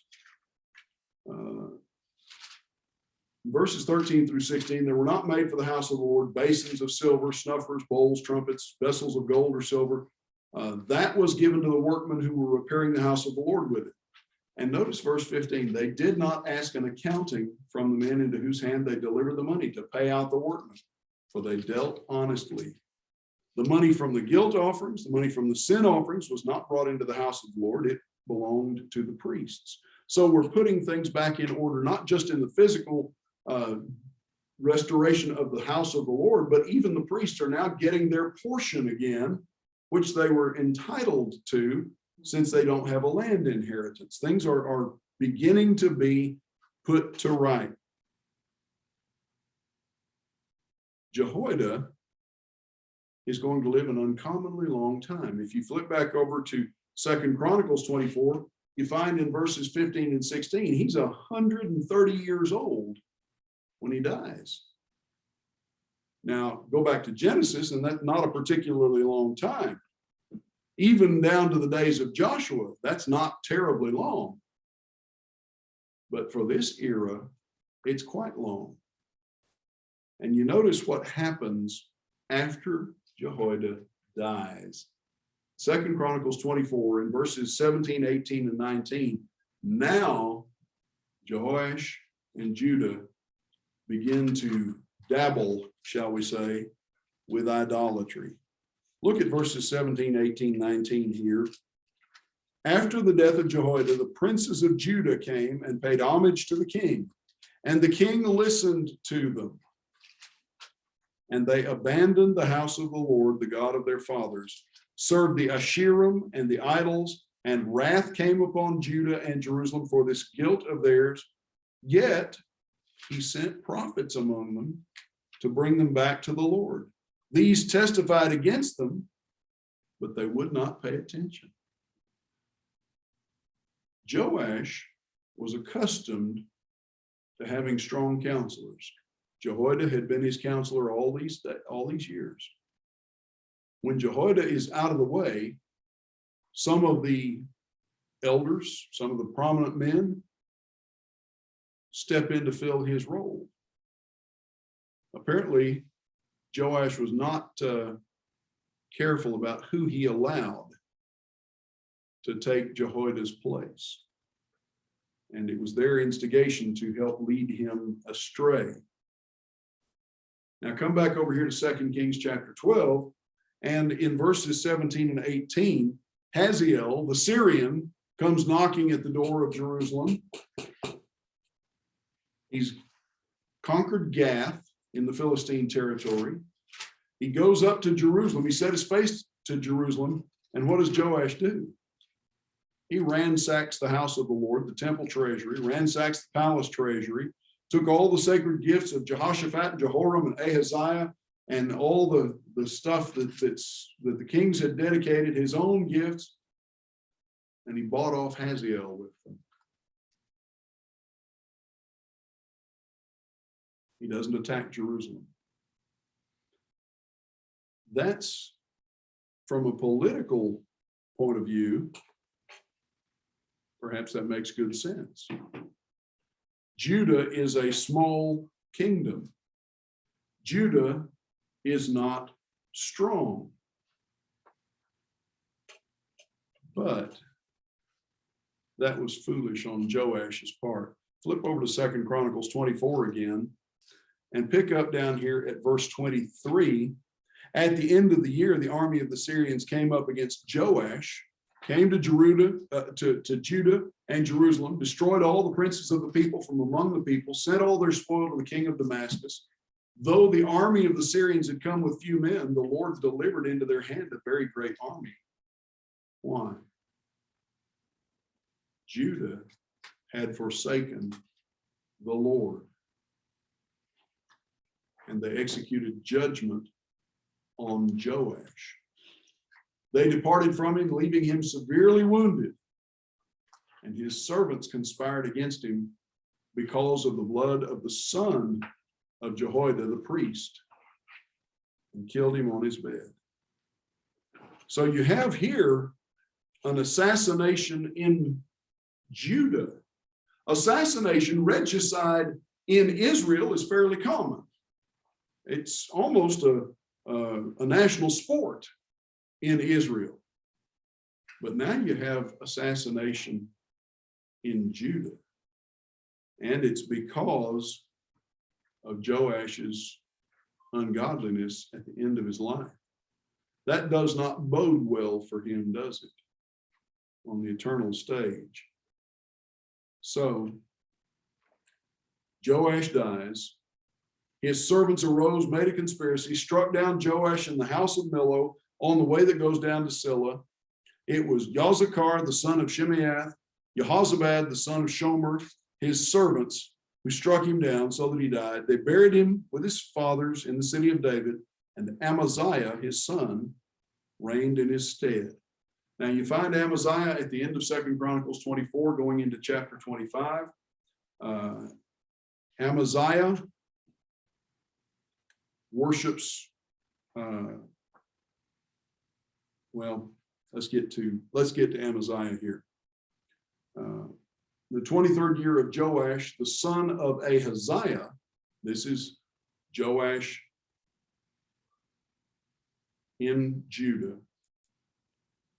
Then Jehoahaz, the son of Jehu, began to reign over Israel in Samaria, reigned 17 years. So now the focus switches back. We'll get to Amaziah in a minute. And he did what was evil in the sight of the Lord. Well, big surprise there. He is his father's child. He worships the calves at Dan and Bethel, false worship. Notice in verses 3, 4, and 5, you have a cycle that takes place here. He did what was evil, verse 2. The anger of the Lord was kindled, verse 3. They're continually given into the hand of Hazael of Syria and into the hand of Ben-hadad, the son of Hazael. That name crops up again. And then Jehoahaz sought the favor of the Lord, just like the judges. Do wrong, be oppressed, turn back to God. God hears, provides salvation. The Lord listened to him. He saw the oppression of Israel, gave Israel a savior, so they escaped the hand of the Syrians. The people of Israel lived in their homes as formerly. Look at verse 6. Nevertheless, they did not depart from the sins of Jeroboam. It's just like the time of the judges. They cry out, but then once they're delivered, once the heat is off, back into sin and idolatry. The Savior here is not named per se. Look at verse 25. Jump down in chapter 13 to verse 25. When Hazael, king of Syria, died, Ben-hadad, his son, became king in his place. Then Jehoash, the son of Jehoahaz, took again from Ben-hadad, the son of Hazael, the cities that he had taken from Jehoahaz his father in war. 3 times Joash defeated him and recovered the cities of Israel. Who's the Savior? It's not Jehoahaz. It's his son. Once Jehoahaz is out of the way, God raises up his son, Jehoash, and they recover the territory that Jehoahaz lost in his sin. Go down to chapter 14. In verses 25 through 27, you're introduced to Jeroboam II, and he follows along. He is the grandson of Jehoahaz, and he follows along in the same path. 15th year of Amaziah, this is chapter 14, verse 23. The son of Joash, king of Judah, Jeroboam, the son of Joash, king of Israel, began to reign in Samaria, reigned 41 years. He's an evil king. He did not depart from the sins of Jeroboam. But look at verse 25. He restored the border of Israel from Lebo-Hamath as far as the sea of the Arabah, according to the word of the Lord, which he spoke by his servant Jonah, the son of Amittai, the prophet, who was from Gath-Hepher. Where's Gath-Hepher?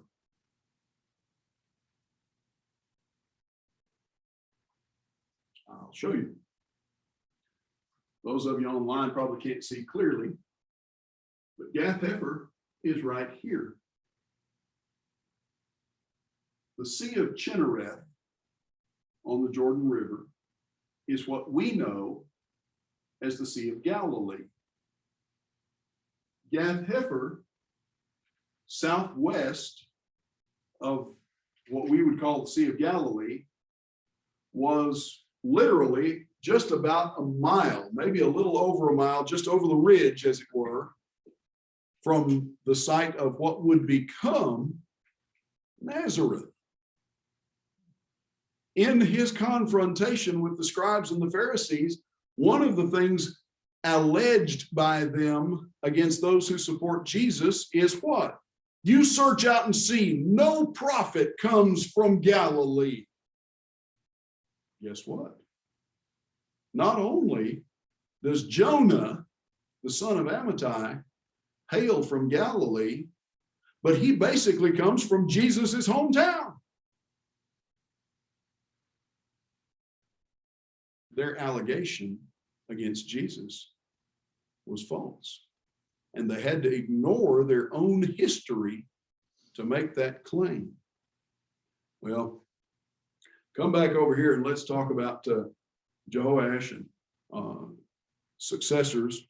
You have Jehoash of Israel, northern kingdom here. But guess what happens? While he's reigning, in the 37th year of Joash, king of Judah, Joash, the son of Jehoahaz, began to reign over Israel in Samaria. Joash in Judah reigns how long? 41 years, if memory serves me. Joash, or Jehoash, the king of Israel, reigns 16 years. It's another period where the names collide, and we have to remember which king is which. So, he reigned 16 years. He's evil, does what's evil in the sight of the Lord, did not depart from the sins of Jeroboam, just like his father. And notice down here in chapter 13, at verses 10 through 13, he actually goes to war with Amaziah, the king of Judah.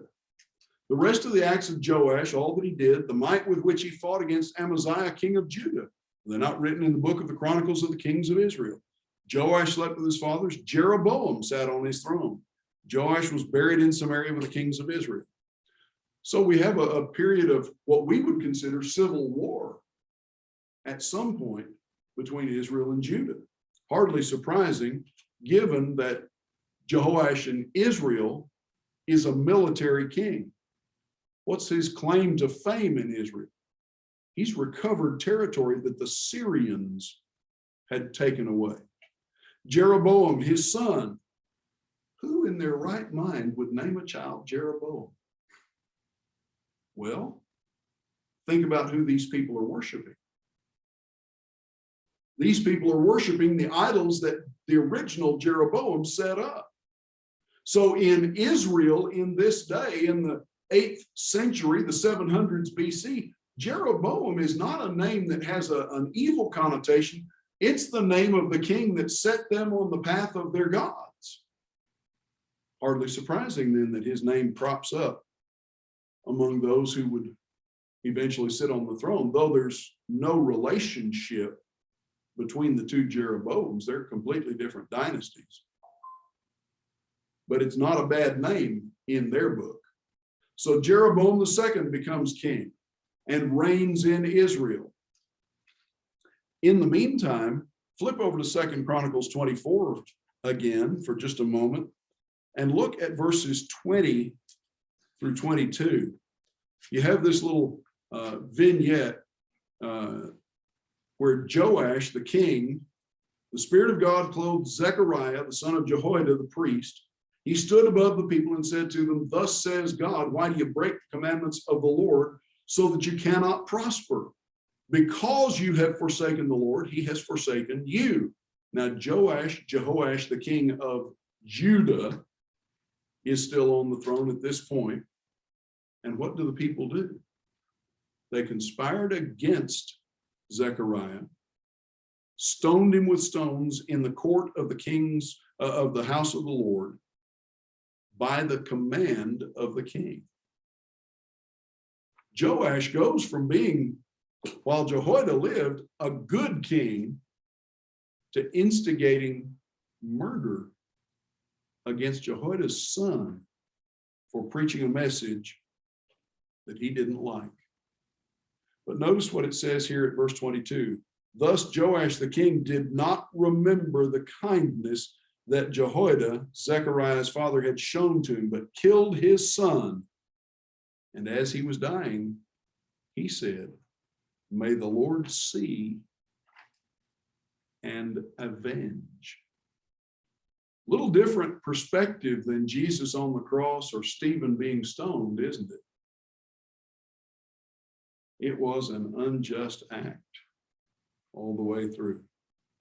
Well, come back over to 2 Kings chapter 13, and that brings us then to the death of Elisha. Elisha gets sick. He knew he was going to die. Joash, notice who this is. Elisha, prophet of God, and Joash, king of Israel, not king in Judah, not the one who nominally worships Elisha's God, the one who worships the golden calves. Joash, king of Israel, went down to him and wept before him, crying, my father, the chariots of Israel and its horsemen. Where have we seen that expression before? After Elijah was taken up. Exactly. That's what Elisha had said when he saw Elijah being taken up. What's the significance of that expression, that figure of speech? The chariots of Israel and the horsemen thereof. What would that represent?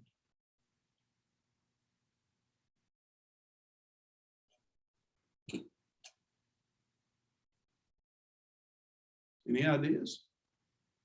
I would say the presence of God or God's approval. Well, the presence of God, God's approval, but who is the king speaking to? And who was Elisha speaking to when he saw Elijah being taken up? And what are they talking about? Elijah had been that mighty prophet who bested 450 prophets of Baal on Mount Carmel. Elijah had been that mighty prophet who prayed earnestly, and it did not rain for 3.5 years. And then he prayed and it rained in abundance. Elijah had been that mighty prophet who represented God against the likes of Ahab. And every word he spoke came to pass. And Elisha sees him leaving and cries out, my father, the chariots of Israel and the horsemen thereof. And now Elisha is sick and is dying.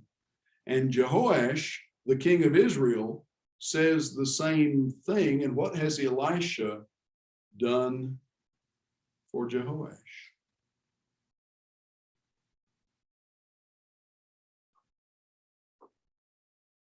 Everything that Elisha has prophesied has come to pass, hasn't it? Every miracle that he has performed is known. He is the voice of God among these heathen people that ought to be people of God. The chariots of Israel, the horsemen thereof. What warning had Moses given to the children of Israel concerning the days of kings that were yet in their future?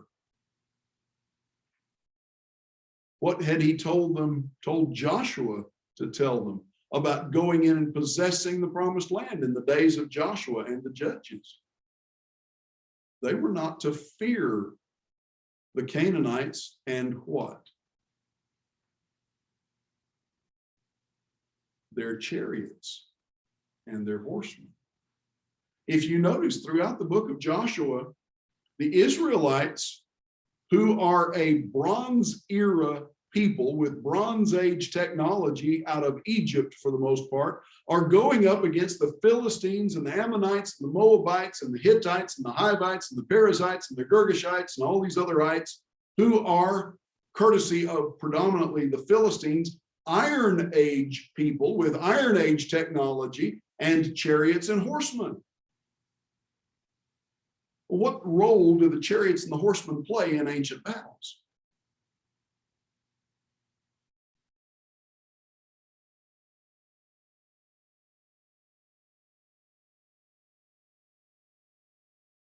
They're the heavy infantry. They're the mobile artillery. They're the shock troops, as it were. They're the strength of the army, as it were. When Elisha speaks to Elijah as he's being taken up, in a sense, he's saying, God is taking the greatest part of our strength away from us. And now Jehoash, mourning at Elisha's bedside, is saying, God's taking away our source of strength, our heavy infantry, so to speak, our power in taking Elisha. He acknowledges Elisha as a legitimate, genuine prophet, God's man, as effectively the embodiment of the power of God in Israel. And so now we have this interlude as Elisha is preparing to die. Take a bow, take some arrows, shoot an arrow. The Lord's arrow of victory, the arrow of victory over Syria. Thus you shall fight the Syrians in Aphek until you have made an end of them. Now strike the ground. And how many times does Joash strike the ground with the arrows? 3 times, and he stopped. And Elisha scolds him. You should have not stopped. You should have kept striking the ground. If you had struck the ground 5 or 6 times, you'd have wiped out the Syrians. But now you'll defeat them 3 times, and that's it. Come down to the closing paragraphs of the chapter. Elisha died, they buried him. Bands of Moabites used to invade the land in the spring.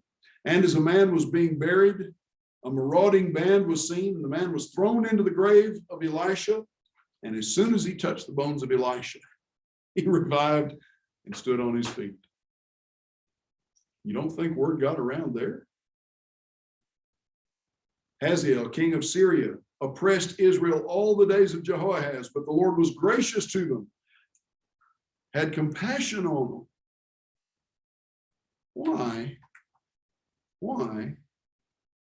Why would God be gracious to these people who persist in idolatry that gives the idols credit for the miracles that God had done? Shows his mercy. It shows his mercy, demonstrates his compassion, fulfills his promise for the sake of his name. After all, what had he promised to Jehu? Your sons to the 4th generation will sit on the throne. Well, we're getting there. He turned toward them because of his covenant with Abraham, Isaac, and Jacob, would not destroy them. And notice this statement, nor has he cast them from his presence until now. So when this is being written, God is still taking care of them. Hazael, king of Syria, died. Ben-hadad became king in his place. And Jehoash, the son of Jehoahaz, took again the cities that from Ben-hadad that Hazael had conquered. So he is the second savior, as it were, in terms of reclaiming the territory that they had lost.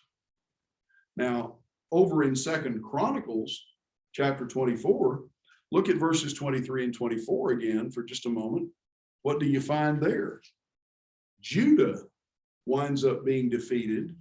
At the end of the year, the army of the Syrians came up against Joash. They came to Judah and Jerusalem and destroyed all this, a small army. It's not even a big army of Syrians. Judah at this point is not strong, is not powerful. But victory over Syria is provided not through nominally righteous Judah, but through Israel, according to the word of the Lord. Isn't it interesting that God would use them rather than Judah to overcome the Syrians? We'll come into chapter 14 in 2 Kings, and now we're going to be introduced to Amaziah and to Azariah in Judah. Azariah is also known as Uzziah in 2 Chronicles. The second year of Joash, the son of Jehoaz, king of Israel, Amaziah, son of Joash, gets confusing here for a second, doesn't it? Son of Joash, king of Judah, began to reign. 25 years old, reigns 29 years. His mother is Jehoiada. Isn't it interesting, don't you? Have you noticed that the mothers of the kings of Israel are almost never named? Sometimes we can deduce who they are, Jezebel's children and so forth. But most of the time, the kings of Israel are never, their mothers are never named. With the kings of Judah, I think without exception, the mother is named. The lineage is noted so that we know where they came from. He did what was right in the eyes of the Lord, yet not like David. He did in all things as Joash's father had done. Well, let's hope he doesn't end up like Joash's father, because Joash's father didn't end on a good note. But the high places are not removed. The people still sacrifice. As soon as royal power was firmly in his hands, he struck down his servants who had struck down the king, his father. But notice down here at verse 6, he executes judgment on the conspirators who murdered his father, but he does not wipe out their families. I want you to take note of what's written here in 2 Kings chapter 14 at verse 6. He did not put to death the children of the murderers, according to what is written in the book of the law of Moses, where the Lord commanded, fathers shall not be put to death because of their children, nor shall children be put to death because of their fathers. Each one shall die for his own sin. Where do we find that? That's Deuteronomy chapter 24 and verse 16. You also find that repeated in Jeremiah chapter 31, verse 30, and in Ezekiel chapter 18, verses 4 and 20. So you've got 5 times from the law through the prophets, as well as the history, that God makes the point: children do not bear the sins of the fathers, fathers do not bear the sins of the children, each shall bear his own sin. How many times does God have to say something for it to be true? That's a dumb question, isn't it? One time. God says this 5 times, and yet all of our Calvinist friends in Christendom insist that the stain of Adam's sin condemns every baby born unless the Holy Spirit enlightens that individual. And if you're lost, you're irretrievably lost and can't be saved. And if you're saved, you're irretrievably saved and you couldn't get lost if you wanted to. And yet, again and again, God makes it plain that personally, we are responsible for our own sins, not anyone else's. So, he did not put to death the families. He struck down 10,000 Edomites in the Valley of Salt, took Selah by storm, called it Joktheel, which is its name to this day, and sent messengers. Here we go doing dumb things again. Sent messengers to Jehoash, the son of Jehoahaz, son of Jehu, king of Israel, come, let us look one another in the face. Well, he does good things, and then he does dumb things. Jump over to 2 Chronicles chapter 25 for just a moment. And notice a parallel here. Amaziah is 25 when he begins to reign, reigns 29 years. Here's his lineage and so forth. And pick up at verse 5. Amaziah assembled the men of Judah, set them by their fathers' houses, under commanders of thousands and hundreds for Judah and all of Judah and Benjamin, mustered those 20 years old and up, had 300,000 choice men. And he also hired 100,000 mighty men of valor from Israel for 100 talents of silver. But a man of God, unnamed, came to him and said, O king, do not let the army of Israel go with you, for the Lord is not with Israel, with all these Ephraimites. Go, act, be strong for the battle. Why should you suppose that God will cast you down before the enemy? For God has power to help or to cast down. And Amaziah said to the man of God, but what shall we do about the 100 talents that I have given to the army of Israel?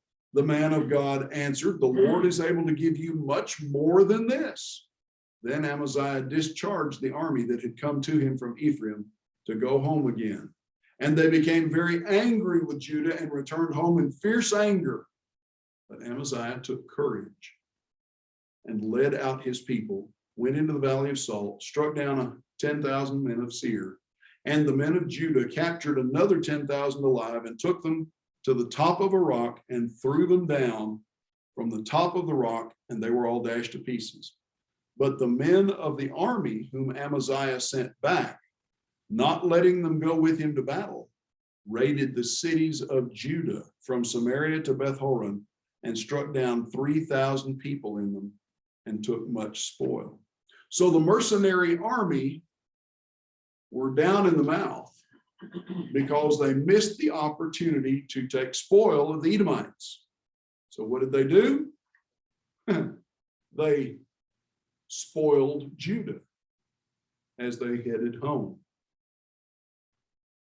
But then look what Amaziah does.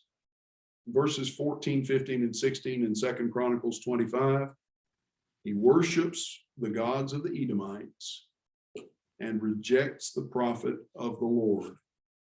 And the net result, when you come back over here to 2 Kings chapter 14, is that in verses 8 through 14, that 100,000 soldier hired army that went home sour and down in the mouth, that raided through Judah on their way home, they go back, their tale is told to the king, and what's the outcome? War between Amaziah of Judah and Jehoash of Israel. Pride and revenge are what drive this conflict. Arrogance and revenge are evil things. They're never good. And that's where we'll stop for tonight. Questions or thoughts before we dismiss our class? There's one thing going way back to when we started the second session. It's not more of a comment, but in 2 Kings 10:31, I just appreciate how it's written there. In the New King James Version, that is written, Jehu took no heed to walk in the law of the Lord. Right. But in the New American Standard, which I'm using tonight, it says that he was not careful. Right. That's what the English Standard says. He was not careful to walk in the law of the Lord. The New King James, what does the King James say there? Anybody got that readily available? 2 Kings chapter 10, verse 31. Got that here in this, if I can find it. He took no heed. Okay, he took no heed. He paid no attention, basically. I just appreciate the fact, I guess, not that one's better than the other, but it just relates, I can relate to it more to say that you have to take care. Yeah.